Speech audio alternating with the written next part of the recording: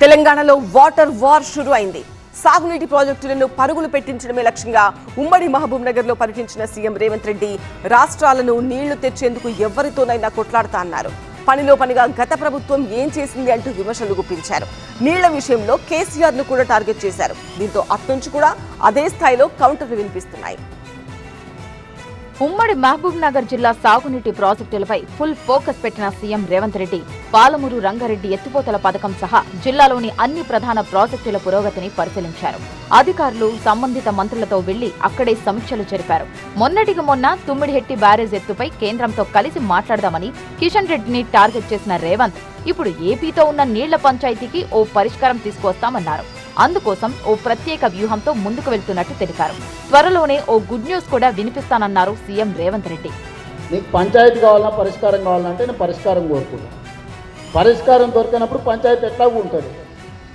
పంచాయతీ చేస్తే పరిష్కారం అయితే కూడా పంచాయతీ చేసైనా పరిష్కారం చేసుకుంటాను. నీళ్ల విషయంలో నాకు చాలా స్పష్టత ఉంది.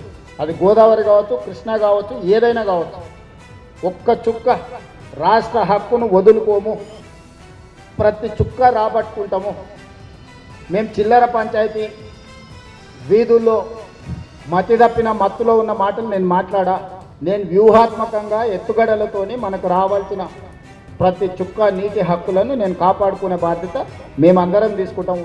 నీటి వాటాల విషయంలో మాజీ సీఎం కేసీఆర్ తో పాటు బీఆర్ఎస్ పాలనపైన విమర్శలతో విరుచుకుపడ్డారు సీఎం రేవంత్. కేసీఆర్ గురించి ఆ పార్టీ నేతలు గొప్పలు చెప్తారే గాని అందులో వాస్తవం లేదన్నారు. ముఖ్యంగా నీళ్లు ప్రాజెక్టుల విషయంలో బీఆర్ఎస్ వైఖరి అత్యంత దారుణంగా ఉందంటూ మండిపడ్డారు. ఇప్పుడు ఏ రాష్ట్రానికి ఎన్ని నీళ్లు కేసీఆర్ గారు 299 మాకు చాలు, 512 మీరు తీసుకెళ్ళండి అని ఒక మరణ శాసనం రాసిండు. కృష్ణా పరివాహక ప్రాంతానికి శాశ్వతంగా సంతకం పెట్టొచ్చిండు.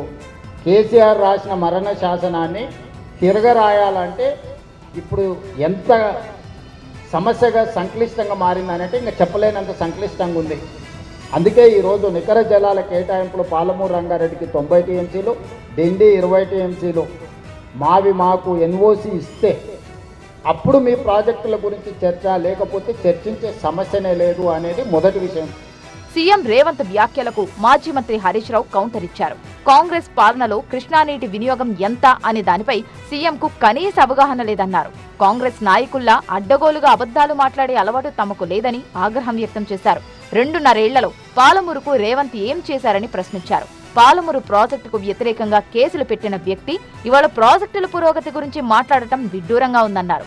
ఎవరెన్ని మాటలు చెప్పినా పాలమూరు తలరాతను మార్చింది మాత్రం ముమ్మాటికి కేసీఆర్ అన్నారు హరీష్ రావు.